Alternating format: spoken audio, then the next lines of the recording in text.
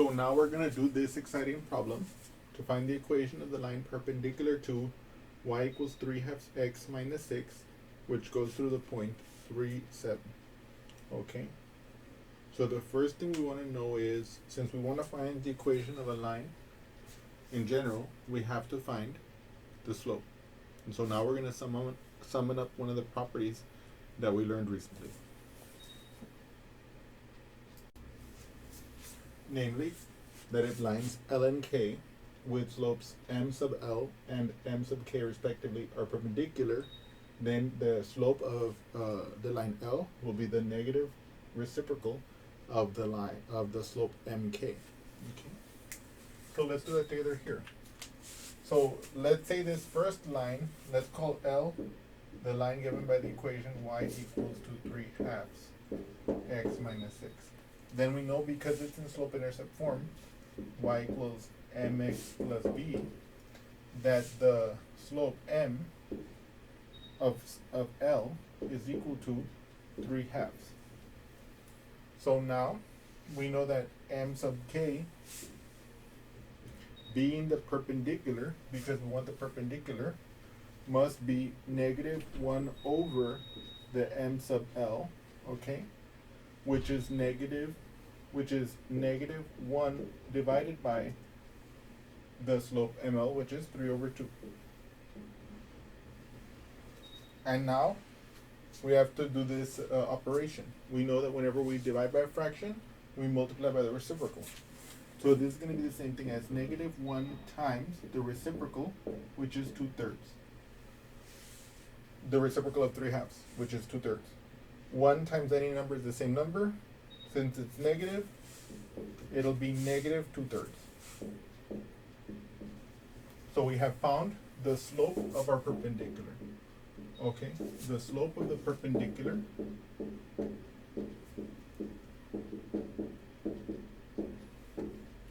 is going to equal to negative 2 over 3. Okay? We also know that it goes through the point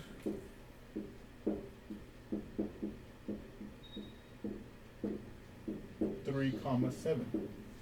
And so now we're going to find the equation of the line with these facts. Right? We know that the equation of the line through x naught y naught with slope m is given by y minus y naught equals to m x minus x naught. Here we have our slope m, negative 2 over 3. We have our point 3, 7, which we can label as x naught y naught. Okay? And so now we can calculate this equation. I'll copy my equation over here. Y minus y naught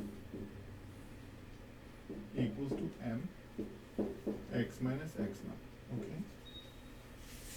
Y minus my 7 is equal to m, negative 2/3, times x minus my x naught, which is 3.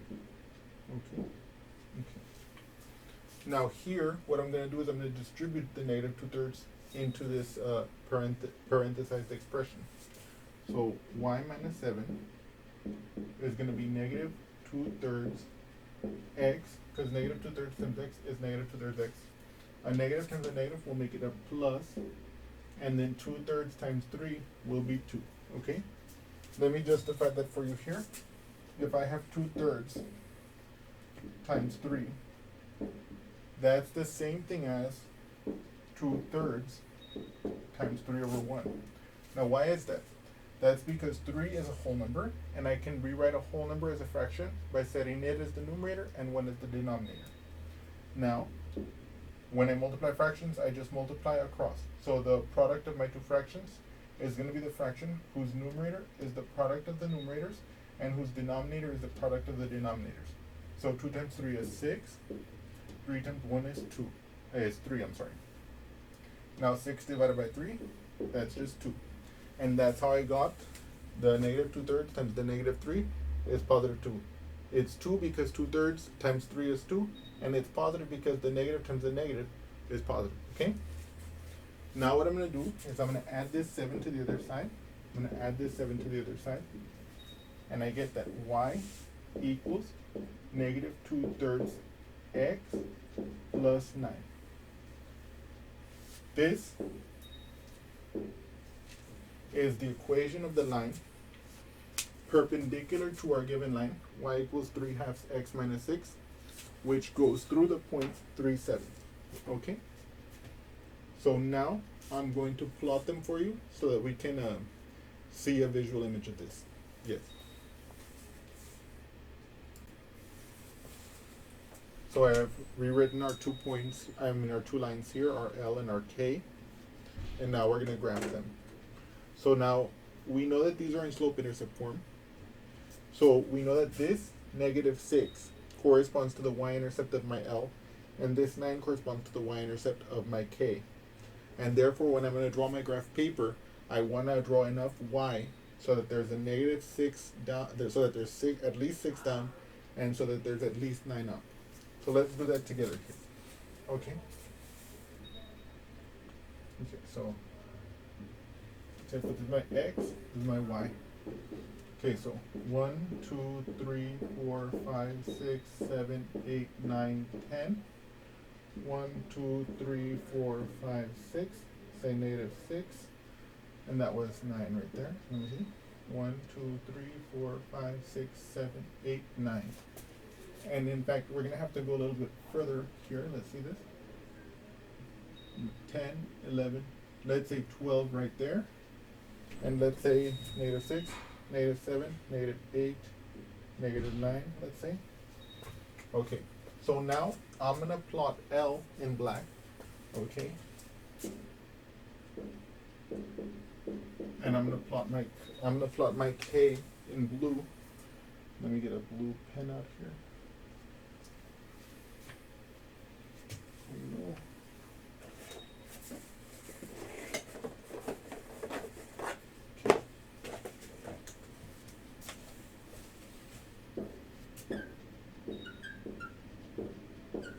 Okay. So my L, like I said, it has y-intercept -6. So let's plot that here. That means that there's a point here at exactly y equals -6 on the line L.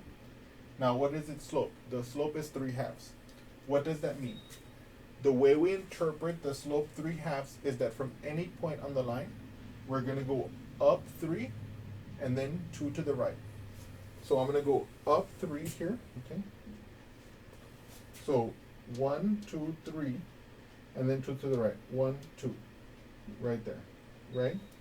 So in fact, we could even get the coordinates of this point. It's going to be 2. And then negative, let me see, up 3, so 1, 2, 3. So that would be -3. So this point will have the coordinates 2, -3. And that's another point on this line. And let me draw this.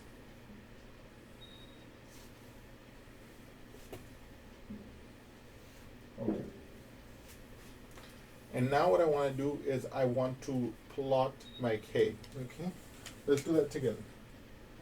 My K has y-intercept, has y-intercept 9.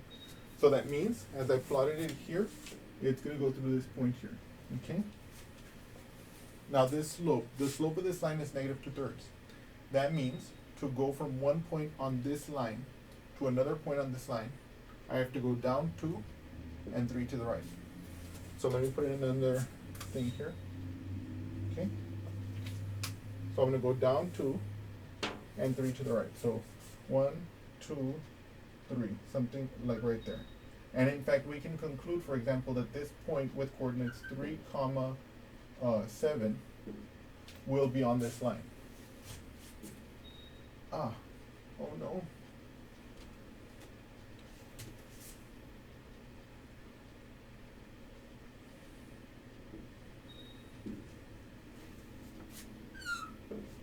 Okay. It may not look it, but let me see here. There we are.